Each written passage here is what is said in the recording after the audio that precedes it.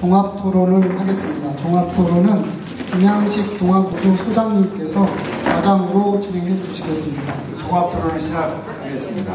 저는 좌장을 맡은 동학혁명연구소장 김양식입니다. 오늘 그 발표를 들으면서 많은 것을 느꼈는데, 특히 끝까지 이렇게 많은 분들이 함께 해주시는 거 보고 역시 그 부활은 동학혁명의 그 성질이구나, 그런 생각이 드네요.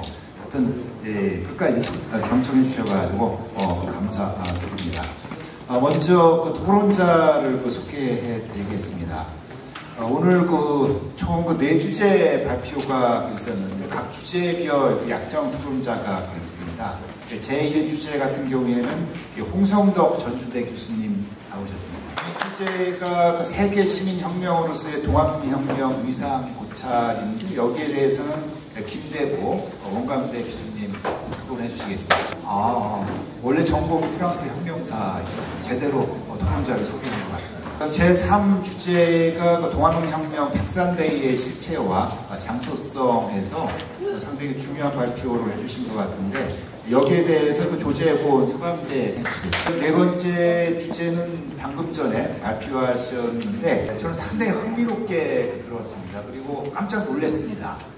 왜 이 백산에서 동학혁명이 공기를 했는가, 그 기반, 어떤 그 지리적 기반뿐만 아니라 인문학적인 그 기반을 확인할 수 있는 그 발표 내용이라 되게 흥미롭게 들었거든요.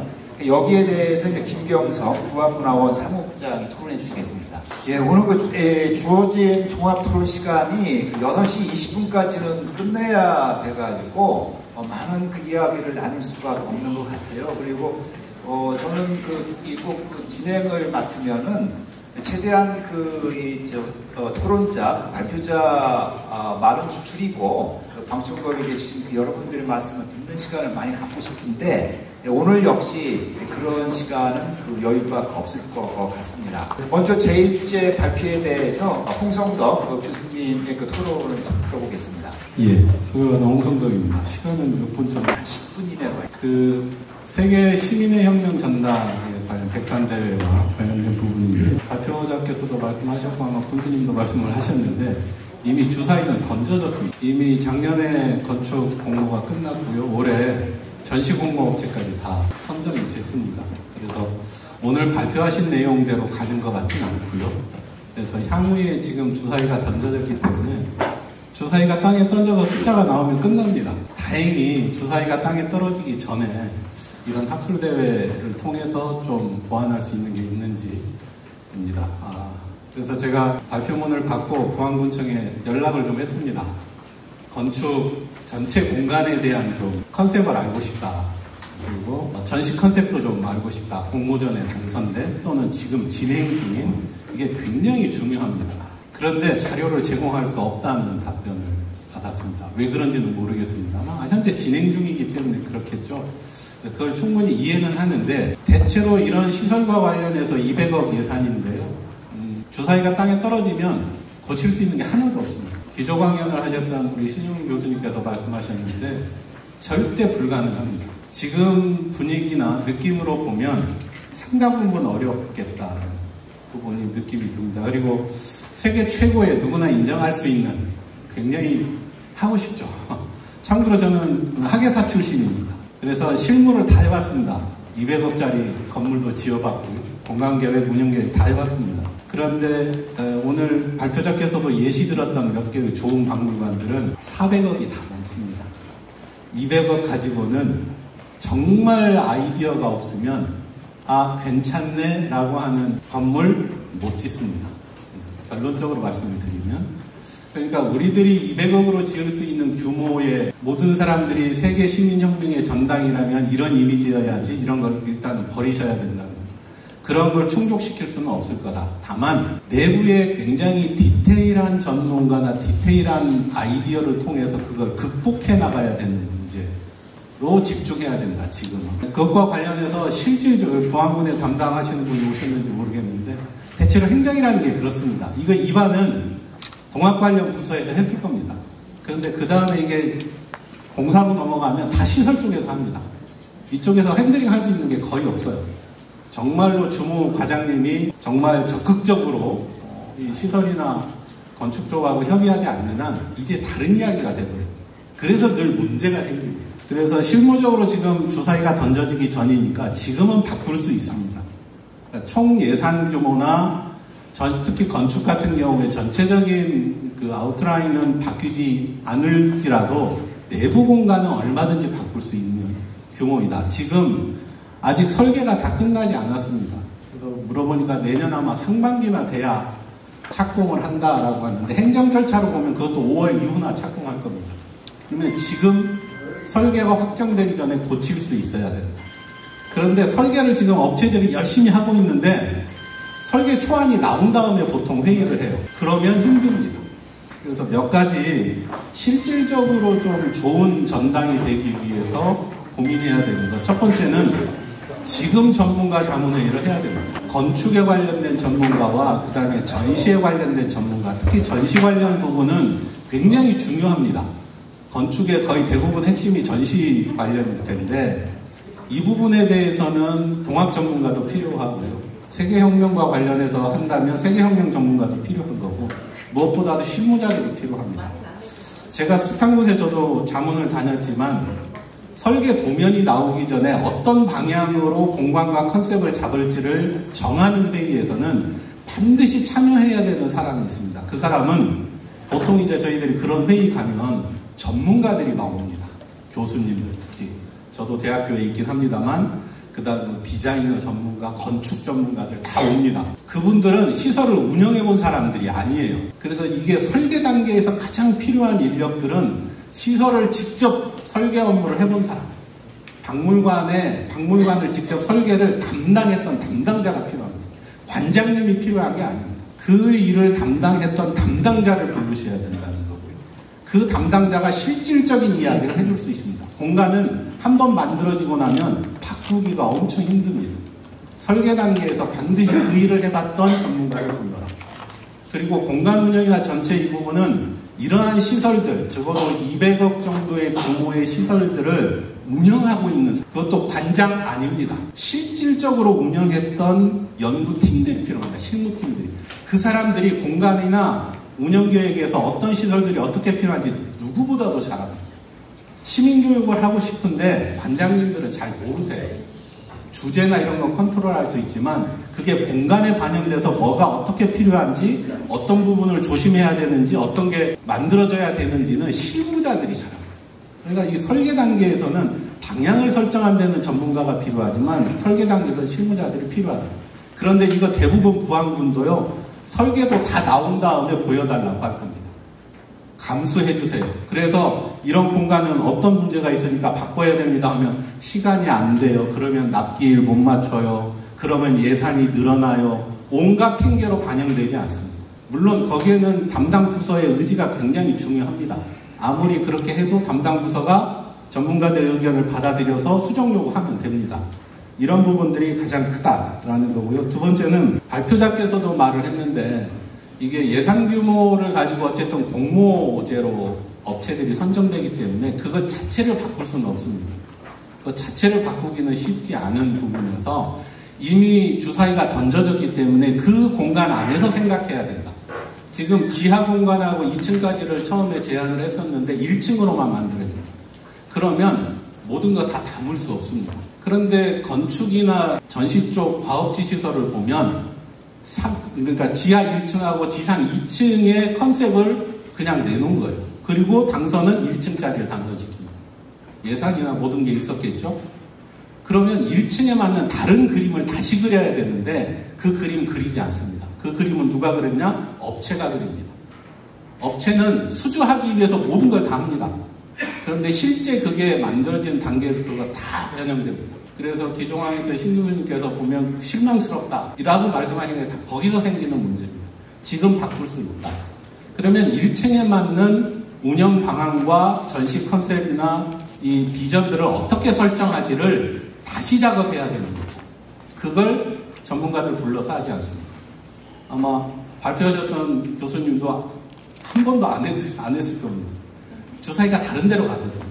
그래서 지금 그 규모와 운영 예산을 부안군에서 어느 정도 생각하는지, 그러면 그 예산에 맞춰서 어떻게 운영하고 어떤 프로그램을 어떤 방향으로 운영할 건지를 고민해야 된다. 죄송하지만 예. 그리고 마지막으로는 저는 백산에 누가 가겠습니까? 라는 부분이거든요. 시민혁명의 전당 만들어 놓으면 아마 황토인의 단체로 오는 사람들이나 잠깐 왔다 갈 겁니다.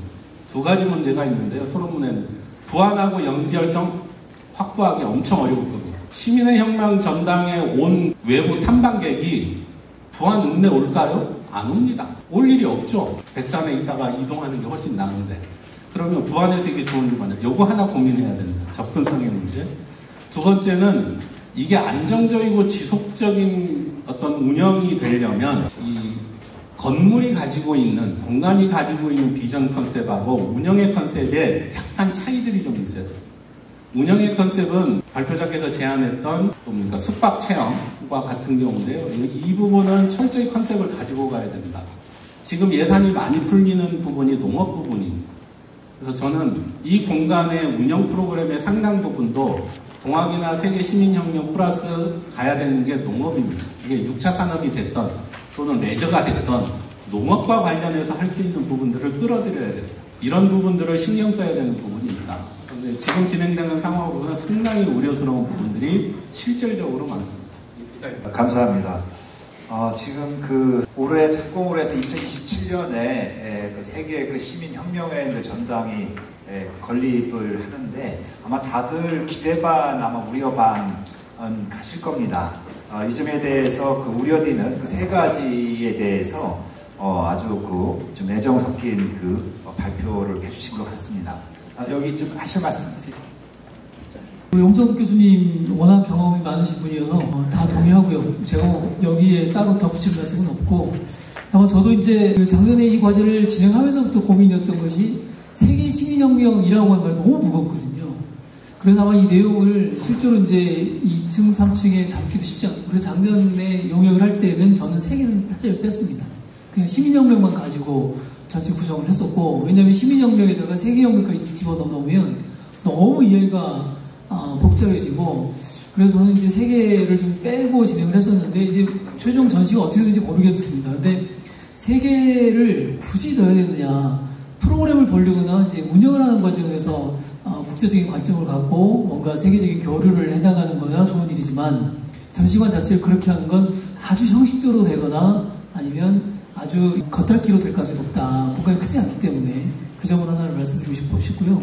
가능하다면 이게 이제 국가사업으로 예산을 받아 하는 거라서 지금 단계에서 사업명을 바꾸기는 어려울 겁니다. 그러나 실제로 현판을 걸을 때는 그때는 좀 이렇게 문체부 협의해서 바꿀 수 있는 여지가 있기 때문에 그런 고민을 하시면 좋겠다. 그냥 담백하게 백산대 역사관 이 정도 가도 저는 충분히 의미가 있다고 생각하고요. 그런 정도 고민하는 말씀드리고, 또 하나는 지금 예산 범위에서 전시관 컨셉 잡고 건물 짓고 이렇게 되는데, 만약에 민중미술 쪽으로 컨셉을, 그거는 아마 고민하신 것 같아요. 민중미술 쪽은 좀 고민해보신 것 같은데, 그러면 민중미술 작품들을 살 돈은 있는가? 이제 그런 콘텐츠를 채워나갈 때 전시관을 짓고 그 전시관 내부를 여러 가지로, 요즘에 전시관들이 와서 많이 좀 사람들을 이렇게 현혹하는 게 디지털 이야기 많이 하거든요. 근데 디지털을 집어넣는데 기계만 집어넣으면 되지만 나중에 콘텐츠는 정말 감당하기 어렵습니다. 그래서 이런 부분들에 대한 고민을 하셔야 되는데, 만약에 작품으로 간다면 작품을 구입하고 그 작품을 보관할 수 있는 수장고까지가 세트로 만들어지지 않으면 어렵습니다. 그래서 그런 부분들 고민을 좀 적극적으로 하셔야 될 것 같고, 그리고 이제 적어도 이곳에 와서 사람들이 정말 좋은 기억을 남길 수 있는 그런 포토스팟 이런 것들은 좀 반드시 좀 신경 쓰면 좋겠다. 이런 정도 말씀드리겠습니다. 감사합니다. 두 번째 발표는 세계 시민혁명으로서의 동학혁명 위상 고찰에 대해서 이과다 고려대 교수님이 이제 발표해 주셨습니다. 조세 법률주의, 그다음에 제형 법정주의라는 관점에서 동학혁명이 갖고 있는 세계 시민혁명으로서의 위상을 검토를 해주신 것 같습니다. 특히 세계 시민혁명 하면은 어떤 천부 인권이라든가 평등권 또는 민주권 또는 저항권이 상당히 중요한데, 그런 비추어 관점에서 봤을 때 이 동아농민혁명도 그런 어떤 가치를 지향했기 때문에 세계 시민혁명으로서의 어떤 위상을 가지고 있다. 이런 내용의 발표였던 것 같습니다. 여기에 대해서 조재본 송강대 교수님 토론이 있겠습니다. 죄송합니다. 김대보 원광대 교수님 토론이 있겠습니다. 아까 소개해 주실 때 제 전공이 프랑스 혁명사라고 했는데요. 사실 어느 나라에서 혁명이 일어났다고 했을 때 서양의 다른 유명한 혁명들, 흔히 이제 사회과 쪽에서는 세계 시민혁명, 3대 시민혁명 이렇게 해서 영국 명예혁명, 프랑스 혁명, 그리고 동중의 세 가지를 얘기를 하긴 하지만 사실 그렇게 분류하는 것 자체가 상당히 이제 어리석은 일이고 그렇게 분류할 수도 없고 그렇게 하는 것도 없고 그렇게 해서도 안 되는 것이죠. 그래서 서양의 혁명과 왜 비교를 해야 되는지 저는 아직 이해를 못하고 있습니다.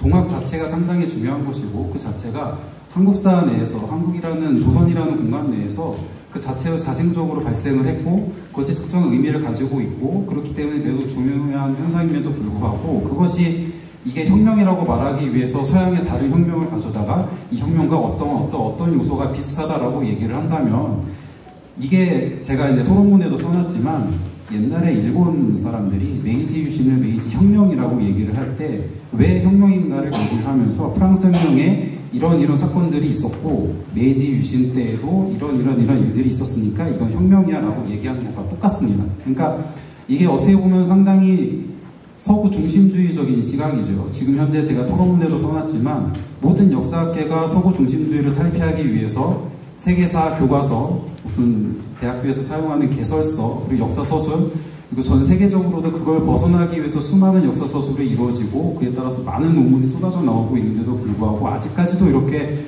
서양의 혁명과 비교하면서 죄형법정주의, 조세범주의가 이렇게 있다라고 하면서 비교하는 것 자체가 상당히 낙후된 시각이라고 볼 수가 있습니다. 그러니까 서구 중심주의를 아직 못 벗어나는 그런 상황인 거죠. 더군다나 이제 지금 계속 이제 시민혁명이라고 많이들 말씀을 하시는데 세계 시민혁명이라고까지도 하시고 근데 시민혁명이라는 게 원래 어디서 온 말이냐면 마르크스주의에서 말하는 부르주아 레볼루션을 일본 사람들이 시민혁명이라고 번역을 했고 그것을 우리나라 서양사 1세대 영주자들이 그대로 받아들여서 시민혁명이라고 해놓고 이 사람들이 그냥 시민계급이라고 부르주아들을 부르면서 그렇게 얘기하기 시작한 겁니다. 그러니까 이 말 자체가 식민주의의 유산인 거예요. 이거를 청산하지 않으면 우리나라에서 시민혁명이라는 말이 쓰인다는 것 자체가 심각한 아직 일제 잔재에서 벗어나지 못했다는 것과 같습니다. 동학이라는 게 일제하고 싸웠잖아요. 그런데도 불구하고 이게 이 말 자체를 사용하는 것 자체부터 벌써 이거는 식민주의의 유산을 그대로 인정하는 것이죠. 그렇다면 혁명이라는 걸 이해를 할 때 과연 사회과학적인 개념으로 조세법률주의나 죄형법정주의 이런 걸로 이해를 해야 되느냐. 사실 혁명에서 이런 공동점들을 따지게 되면 자꾸 그 앞으로 가게 됩니다. 과거로 가게 돼요. 혁명은 이랬으니까 혁명이다. 이랬으니까 혁명이다. 그런데 지금 우리가 혁명을 이해하는 방식은 혁명이 이런 요소를 포함하고 있기 때문에 중요하다. 이렇기 때문에 혁명이다. 이게 아니라 과연 사람들이 혁명을 일으키면서 무엇을 추구하려고 했을까? 그들이 추구한 본질적인 목적은 무엇인가? 이거를 보려고 합니다. 그렇게 하지 않으면 우리가 동학에서 무엇을 배워야 합니까? 동학이 그냥 그 당시에 조선왕조에 대해서 뭔가 반발을 했다? 그 동네에 뭔가 좀 새로운 것을 도입하려고 했다? 여기서 우리가 배울 게 무엇일까? 차라리 혁명이라는 것, 사람들이 왜 저항을 하는가? 사람들이 왜 누군가부터 무엇을 뺏어오기 위해서 그럼 무엇을 뺏어오려고 했을까요? 사실 사람들이 저항을 하는 이유는 내가 가진 무언가가 있는데 그거를 다른 사람이 못 가지게 만들기 때문에 결국 혁명을 하는 것이거든요. 저항을 한다거나 그걸 조금 더 거창하게 말하면 덜 자유로운 사람들이 또는 덜 평등한 사람들이 더 자유로운 사람들로부터 자기의 자유를 되찾기 위해서 싸운다는 겁니다. 그렇기 때문에 그게 제대로 성취가 되지 않았기 때문에 우리가 모든 혁명들, 서구에서 말하는 모든 혁명들이 끝나고 나서도 그 모든 시대들은 성취되지 않은 혁명의 시대를 살고 있는 것입니다. 그러니까 성취되지 않은 혁명이에요. 그러니까 혁명이 성공했다 아니다 이것은 혁명의 기준이 절대 될 수가 없고 그 안에서 조세 법률 이런 거 얘기했다는 것 자체가 혁명의 기준은 절대 될 수가 없습니다.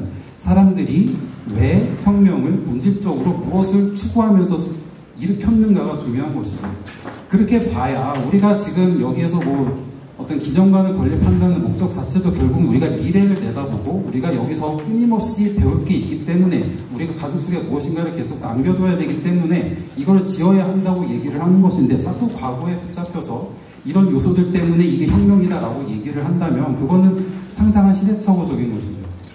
오히려 이 기념관 안에서 우리가 이런 저항들로부터 무엇을 배워야 할 것인가, 우리가 지금 정치, 경제, 사회적으로 봤을 때 어떠한 불만을 가지고 있고 이것이 더 많은 사람들한테 더 유리한 방향으로 발전하거나 변화하기 위해서는 우리가 어떤 노력을 해야 하는가, 이거를 고민할 수 있는 장소가 되어야 된다는 것입니다. 그리고 이제 그래야 이제 역사의 미래 지향성이라는 게 생기게 되는 것이죠. 그리고 마지막으로 차라리 동학을 세계적인 현상으로 비교를 한다면 저는 차라리 제안드리고 싶은 건 19세기에 종교적인 집단이 다양한 목적을 가지고 그 시대, 그 당대에 받아들여지지 않거나 새로웠던 수많은 가치들을 내세우면서 저항했던 사건들이 많이 있습니다. 19세기에 비슷한 성격을 가진 그런 사건들을 차라리 동아시아 사회 또는 더 크게 범아시아권 사회에서 그런 사건들을 모아서 그 연구자들을 불러서 그 시대의 맥락에서 제국주의 또는 군국주의에 저항했던 그런 것도 묶어서 더 이해를 한다면 오히려 더 동학이라는 사건이 가지는 세계적인 지향성 같은 게 더 명확하게 드러날 것 같고요.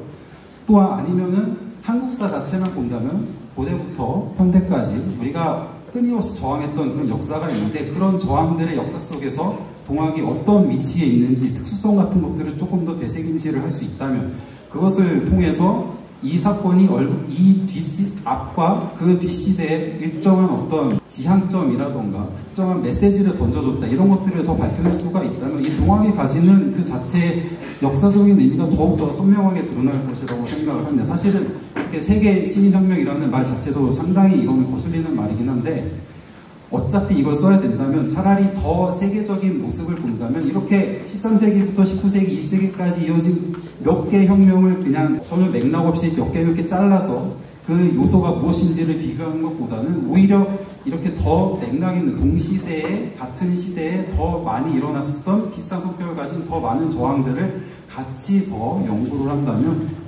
더 의미가 있을 것으로 생각을 합니다. 감사합니다. 시민혁명은 이 식민지 어떤 유사 측면이 있다라고 하면서 우리 그 내재적인 이 발전 속에서 혁명적 요소를 좀 찾아내야 되지 않느냐 이런 지금 아주 비판적인 토론을 해주신 것 같은데 여기에 대해 유바다 교수님 뭐 하실 말씀이 있습니까? 그 토론 감사드립니다. 사실은 동학농민혁명에 대한 혁명성에 대한 논의가 사실은 특별법 통과 이후에 지금 20년 넘게 흘렀고, 근데 지금 그럼에도 불구하고 사실은 법제적으로는 동학농민혁명이라는 용어가 일단은 자리를 잡았지만 아직 뭐 연구자들 사이에서도 그렇고 특히나 뭐 사회적으로도 사실은 아직 정착되지 않은 상황 속에서 사실은 동학농민혁명이 가지고 있는 혁명성에 대한 뭐 정의라든가 내용이라든가 근거라든가 그런 점들이 아직까지도 제대로 마련되지 않은 가운데 오늘 이렇게 특히나 이제 프랑스 혁명을 전공하신 서양사 전공 선생님께서 오셔가지고 이렇게 이제 다시금 혁명성에 관한 이제 논의를 불을 당기게 해주셔가지고 아마도 이제 오늘 토론을 계기로 해서 아마도 이제 우리 재단 차원에서도 동학농민혁명의 혁명은 어떤 방식으로 봐야 될까라는 점에 대해서 좀 더 고민하고 논의를 더욱더 이제 활성화시킬 수 있는 좀 그런 좀 계기가 좀 마련이 된 것 같습니다.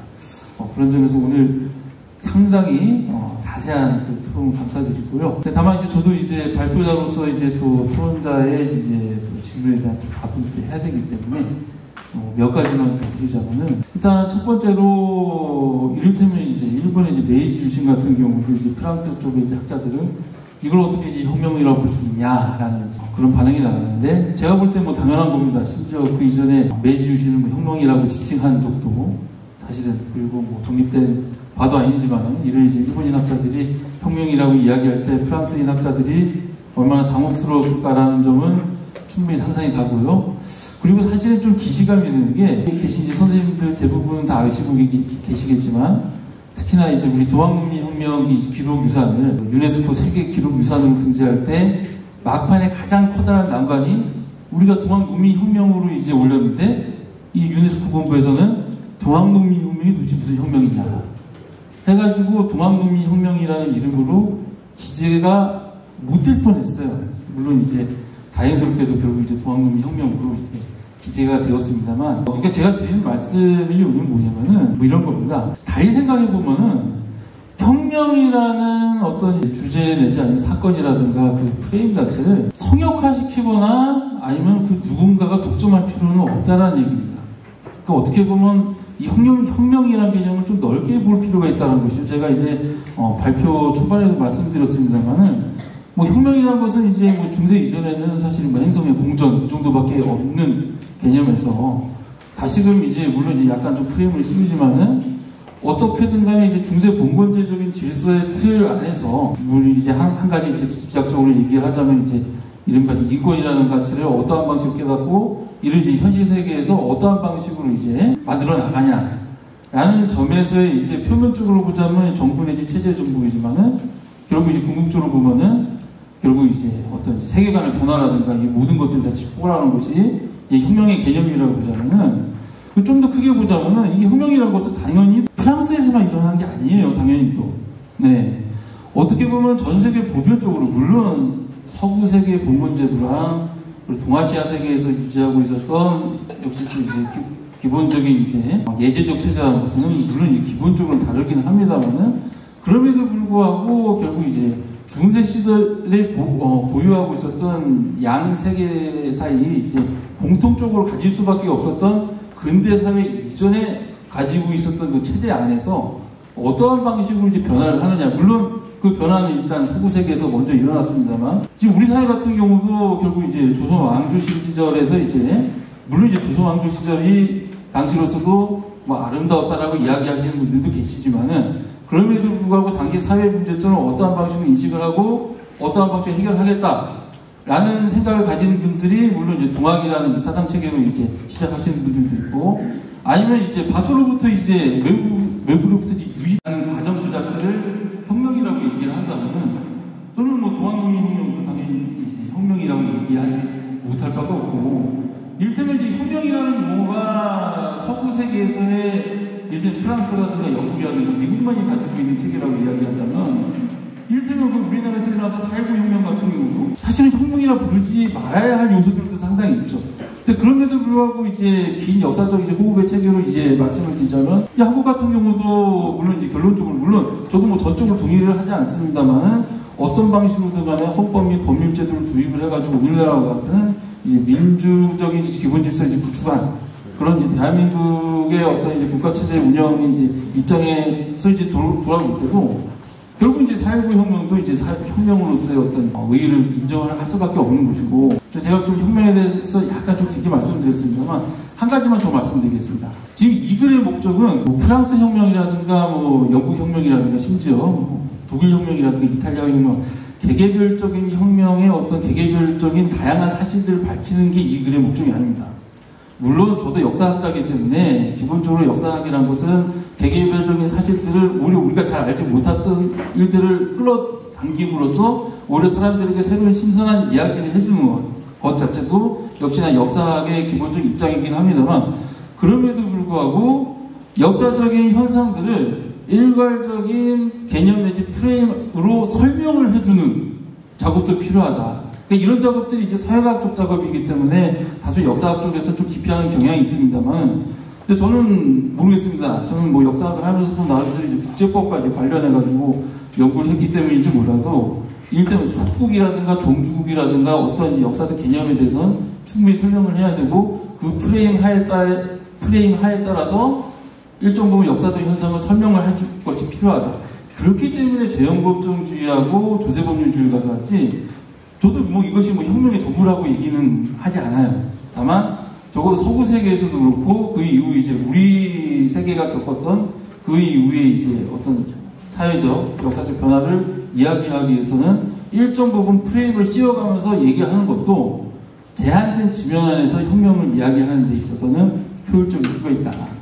그러니까 그 선생님께서 지적해 주신 것처럼 다소 이제 기계적으로 도식적으로만 혁명을 이해해서는 안 되죠. 그럼에도 불구하고 적어도 이제 동학농민 혁명을 뭐 혁명이라고 얘기를 한다면은 어떤 이제 전 세계적으로 일어났던 보편적인 현상 또 우리나라도 겪었던 현상들을 설명해 줄 수 있는 최소한의 프레임이라든가 개념 설정이라든가 이런 부분은 일단 필요하다. 이 정도로 말씀을 드리도록 하겠습니다. 예, 아마 이게 이 주제는 지금 논란이 될 수 있는 그 주제이고 보는 관점, 시각에 따라서 다양한 어떤 해석이 나올 수 있는 부분이라 아마 김 교수님 하시는 말씀이 많겠지만은 좀 시간이 없어서 양해 부탁드립니다. 다음 세 번째 주제가 그 백산데이 문제였었는데 여러분들 아시다시피 이 백산데이에 대해서는 그동안 좀 논란이 있었잖아요. 백산데이가 있었느냐 없었느냐. 그래서 우리는 당연히 있었던 거로 알았지만은 최근에 한 90년대 이후에 이 백산데이에 대해서 좀 이 의문을 단 그런 연구 논문도 많이 나왔거든요. 근데 오늘 이 발표를 통해서 이 백산데이가 이제 좀 명확해지는 그런 어떤 그 성과가 있지 않았나 하는 생각을 합니다. 여기에 대해서 조재본 서강대 교수님 토론해 주시겠습니다. 네, 시간이 진짜 얼마 안 남았기 때문에 제가 아주 짧게 말씀드리도록 하겠습니다. 전반적인 내용은 토론문 참조하시면 될 것 같고요. 오늘 박 선생님이 발표하신 내용은 백산대의 이제 시간과 공간 문제를 이제 보다 좀 분명하게 기존의 이제 자료와 연구를 이제 총망라해서 아주 이제 깔끔하게 정리하시는 것입니다. 그래서 제가 여기 대해서는 특별한 다른 제 이견이 없고요. 다만 이제 좀 이제 구체적인 함의에서 조금 더 이제 추가해서 제가 일본 자료를 보면 이제 일본 자료는 당시 전부 이제 양력으로 되어 있기 때문에 이제 음향 변환을 해야 되는데 음향 변환을 다 해봤더니 이제 3월 25일, 3월 26일 이 언저리에 이제 일본 상인들이 바로 이제 백산 앞에 이제 여기 김제 죽산면에 와서 죽산포라는 데 와서 이제 이 백산 당시 백산 대화를 안 했겠지만 이제 백산의 동학농민군들이 모였는데 동학도들이 모였는 상황들을 이제 굉장히 예리하게 보고 있는 기록들이 이제 3명의 이제 기록이 나옵니다. 각기 주체는 틀리지만 이제 그런 것들 정리하다 보니까는 이게 이제 딱 맞아 떨어진다. 그래서 백산대의 3월 25일, 26일은 일본인들 기록에서도 굉장히 상세하게 나름대로 탐지되고 있었고 그것은 또 결국 일본 정부에게 보내져서 이토 히로부미 총리 대신에게 보고되고 그게 이제 비소위찬 조선 교섭자료라고 하는 이제 기록을 해서 우리가 이제 기본적으로 한국에서 알고 있는 자료는 주한일본 공사기록에 나오는 이제 파괴생의 이제 고분밀란 일기 사본인데 그 고분밀란을 이제 주로 보고 있지만 백산봉기라든지 이제 백산대랑 또 무장포고는 그 당시까지 이루어지는데 그 상태에서 이제 백산대 내용들을 보다 이제 좀 상세하게 이해할 수 있다. 그래서 이제 적어도 시간성은 이제 좀 어느 정도 이제 분명히 되지 않겠는가. 이제 홍길기 아까 말씀하신 부분과 이제 일본 기록과 교차없다면 더 이제 보다 확실해진다고 볼 수 있을 것 같고 또 하나는 이제 장소성 문제인데 장소성도 여러 가지 이제 지정학적 위치라든지 곡장 이런 것도 있지만은 저는 이제 주로 이제 유통경제 쪽 보면 사창이라는 걸 굉장히 주목해 보니까는 굉장히 일본인들도 그걸 많이 보고 있었습니다. 당시 용어는 사창이라는 표현을 안 썼지만 이제 백산이라는 곳이 이제 물자 보급에 중요성이 있고 배를 타고 갈 수 있고 여러 가지 그래서 일본인들이 이제 당시에도 기록이 남겼지만 이후에도 이제 당시 조선에 취재했던 사람이 이제 나이 먹어서 이제 조선에 걸려서 책을 내는 이제 기쿠치 겐조라는 사람이 있는데 이 사람이 이제 1930년대 이지역을 앞서서 이제 철로들을 만나서 얘기하는데 이제 그 내용이 굉장히 이제 구체적이라는 거죠. 그래서 여기 보면 이제 백산의 권봉준이 이제 백산에 집합하자, 창고를 개방하자, 강국을 탈취하자 이런 얘기 이게 이제 백산의 이제 창고를 사창을 얘기하는 것이고 이런 부분에서는 이제 제가 또 그래서 1872년 지도를 보니까 이제 고부군 지도와 김제군주가 따로 있는데 이 김제 하단과 고부 상단에 김제 쪽에서는 죽산이 있고 고부에서는 백산이 있는데 바로 이 지역이 이제 당시 고부군이었습니다. 그래서 이제 이걸 보니까는 굉장히 죽산포와 백산포가 바로 이제 아까 박 선생님 또 말씀 보니까 일본인들이 기록한 이제 그 식정이라는 것이 과연 거리가 얼마 되냐 보니까 지금 우리 키로계는만 딱 1km 정도 된다 보면 바로 이제 백산과 동진과 건너 죽산에서 이제 죽산에 있던 일본 관군들이 이 백산대를 이제 예의주시하고 있었다라고 이제 판단해 볼 수 있겠습니다. 그래서 이 정도로 해서 조금 그 내용을 추가하고요. 백산과 죽산 뭐 앉으면 그 죽산이요 쓰면 백산이라 하는 이제 그 유명한 얘기를 이제 찾아봤는데 그런 자료들이 원문자는 없고 그래서 제가 이제 그런 부분을 좀 추가를 한번 써봤습니다. 이상입니다. 고맙습니다. 예, 여기 대해서 뭐 좀 추가하실 말씀 있으세요? 뭐 이견은 전혀 없고 제가 좀 부족했던 일본 자료를 보충을 해서 보완을 하게 됩니다. 특히 자료랑 유출을 해서 3월 25일에도 백산에 결집된 농민들이 있었고 그래서 백산대회는 3월 25, 26일에 이루어진 거라고 생각을 했는데 조 선생님 제 그 자료를 통해서 좀 더 명확하고 확실하게 보완이 될 것 같습니다. 그리고 3월 26일 화호를 쳤는데 그 치게 된 이유 중에 하나가 거기도 세국 창고가 있었던 거예요. 그래서 어디선가 자료를 봤었는데 기억이 안 났었습니다. 근데 이 토론문에서 그거를 제시를 해줘서 좀 더 보완을 할 수가 있고요. 그리고 앉으면 축산이고 서면 백산이라는 얘기는 저도 동학사에서 나오는 게 제일 많이 알려져 있고 또 그거를 통해서 알게 된 것인데 이게 이제 백산과 관련된 비기, 다른 비기와 이제 백산이 사람 살 곳이다 하는 것과 연결되는 내용이 있는지는 좀 더 파악해 보도록 하겠습니다. 고맙습니다. 그리고 오늘 분명하게 확인한 것이 우리는 이 전에 날짜를 특정하면은 백산데이 하면 3월 25일 있었던 거로 기억을 하고 있잖아요. 그래서 오늘 이 발표하신 박준성 교수님이나 아니면 다른 분들도 3월 26일로 백산데이를 특정을 하신 것 같습니다. 그래서 우리가 전에 알았던 3월 25일 날 백산데이가 있었다가 아니라 그 하루 뒤에 3월 26일로 아마 백산데이일로 특정을 해야 될 것 같습니다. 오늘이 또 그게 학술데이의 그 성과이지 않나 하는 생각을 합니다. 마지막으로는 근대 전환기 부활의 상황과 새로운 인간형의 출현이라는 주제로 기행연이 쓴 혼재일기를 중심으로 상당히 그 재미있는 그 발표를 하신 것 같습니다. 어떤 그 19세기에 그 부안에서 운영됐던 그 향이나 그 면위의 어떤 그 실태, 기행형 같은 그 새로운 그 인간형이 출현을 함으로써 어떤 조건, 어떤 배경 하에서 동학혁명이 일어났는가를 이해할 수 있는 좋은 어떤 정보를 제공한 그 발표인 것 같습니다.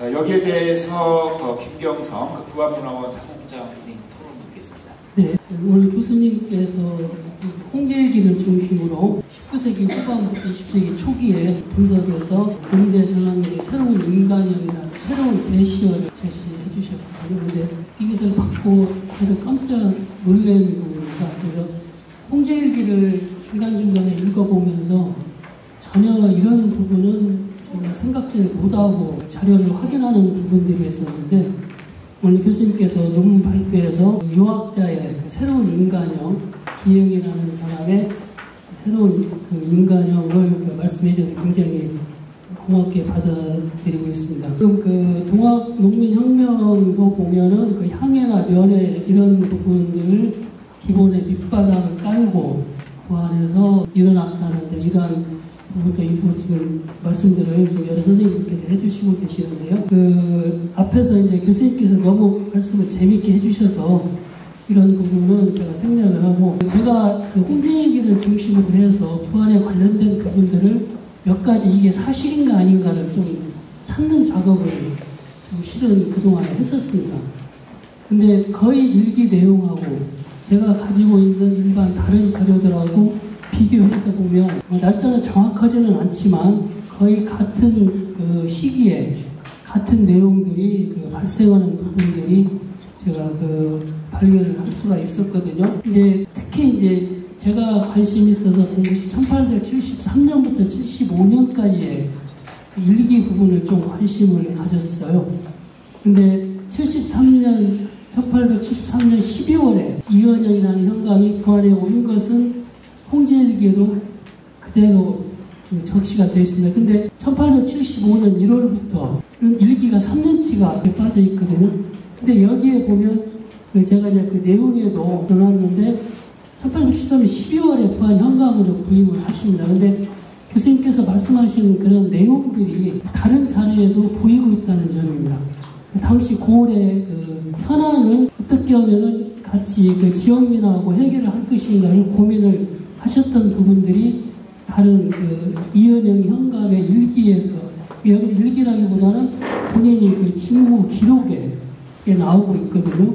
그래서 이러한 것을 해결을 한 후에 이것은 바로 이제 그 지역에 향약을 설치를 하고 또 같이 이런 그 지역에 있는 그 향약을 같이 가서 강의를 한다든지 이런 내용들이 같이 있는 부분들이 있어서 저는 처음에 왜 기영이라는 이분이 향교에 자주 들르는가는 그렇게 크게 관심을 갖지는 않았었거든요. 근데 이걸 보면서 자주 향교에 제가 들려나가는 부분들이 있었습니다.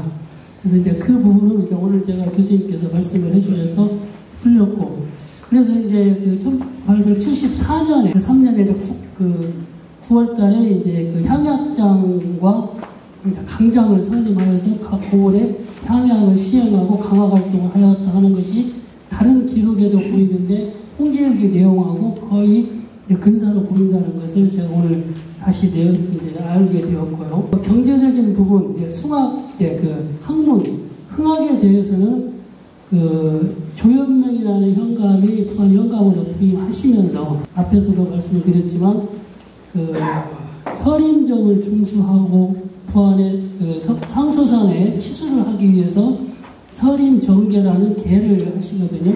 그 이후에 다음에 이필이라는 현감이 와서 그걸 이어받아서 합니다.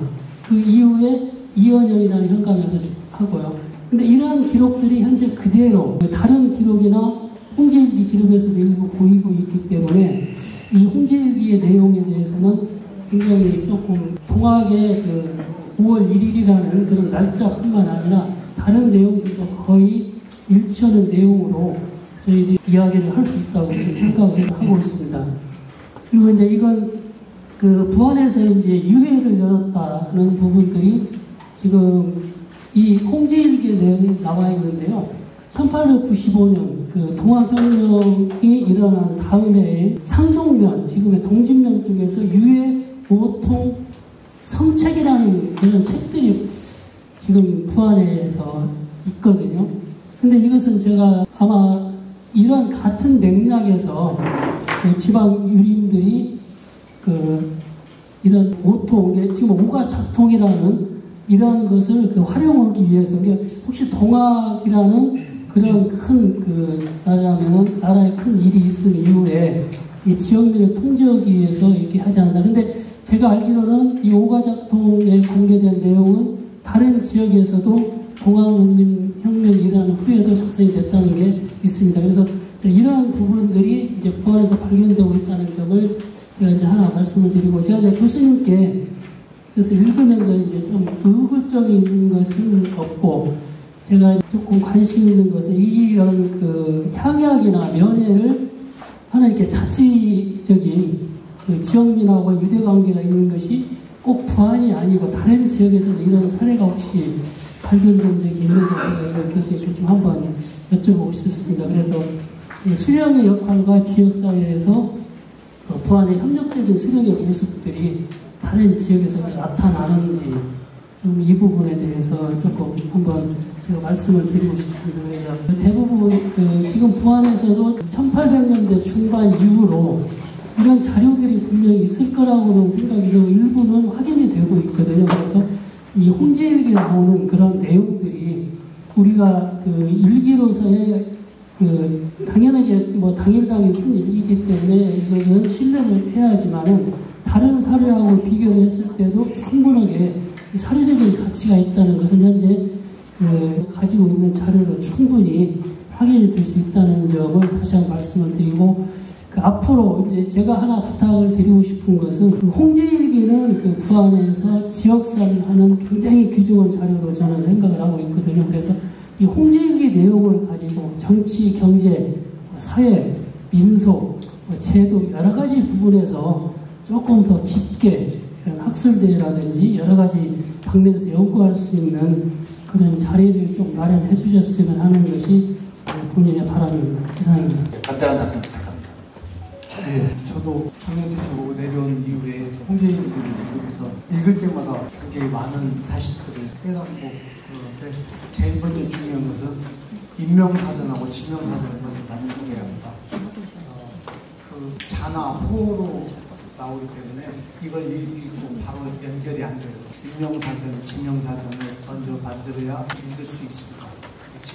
지금 상태로는 겉읽기밖에 못하기 때문에 좀 더 깊게 읽으려면 인명사전하고 지명사전을 시급하게 만들 필요가 있다.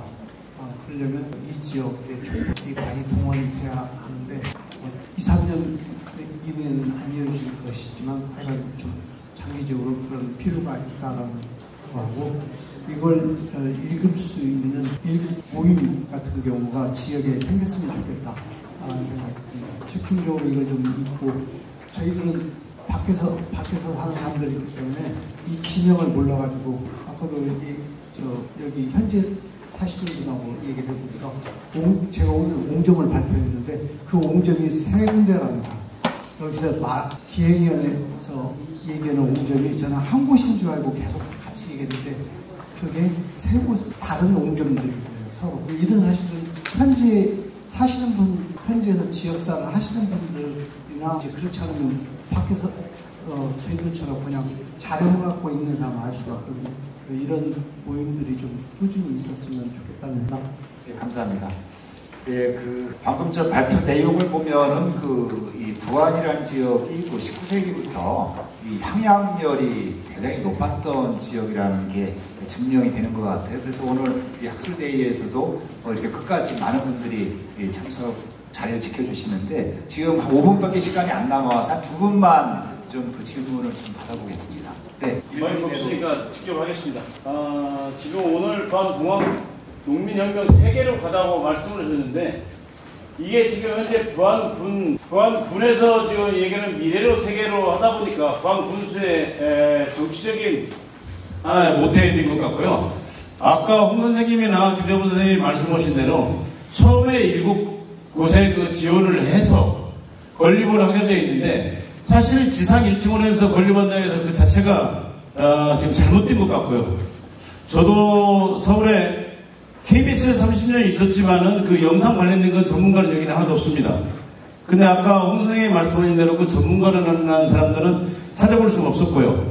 그 다음에 아까 김대부 선생님이 말씀대로 세계로 가다 부안군에서도 전라도도 못 가면서 뭐 세계로 어떻게 갑니까? 세계로 갈 수가 없는 것 같습니다. 작년에도 아까 정용무 선생님 말씀을 참 잘 들었는데요. 작년에도 홍제일기 부분에 대해서 저도 부안의 그 역사책을 쓰면서 지역 향토사를 쓰면서 한자 때문에 제가 한 달을 내가 소변 지역이 있습니다. 그렇게 그 지역의 이름과 한자와 그게 틀린 게 많은데 지금 여러 선생님들이 말씀하신 것들을 사실 전당을 지으면 그게 들어가야 되는데 제가 보기에는 아까 홍성덕 선생님이 말씀하신 대로 5%도 못 들어갈 것 같습니다. 오늘 이 자리에 설계를 하거나 군에 있는 사람들이 와서 이걸 정책에 만들고 전당을 짓는데 들어야 되는데 누구 따라옵니다. 그러다 보면은 오늘 학술대회는 학술대회로 따로 하고 전당은 전당으로 따로 간다는 것이거든요. 그렇기 때문에 오늘 여러 선생님들 말씀 듣는데 작년에도 아까 말씀드렸는데 작년에도 홍제일기를 마을마다 딱 들어가는 날짜별로 그게 있거든요. 근데 그 자체를 모르고 작년에도 발표하다 보니까 문제가 돼 있었고 오늘 같은 경우에도 이왕이면은 오늘 발표한 것을 전당을 짓는데 많이 들어가야 되는데 진짜 5%도 못 들어갈 것 같습니다. 이상입니다. 감사합니다. 답변할 내용보다는 지금 문제 제기를 가신 것 같고요. 다른 한 분만 좀 부탁드립니다. 없으면 마무리 짓겠습니다.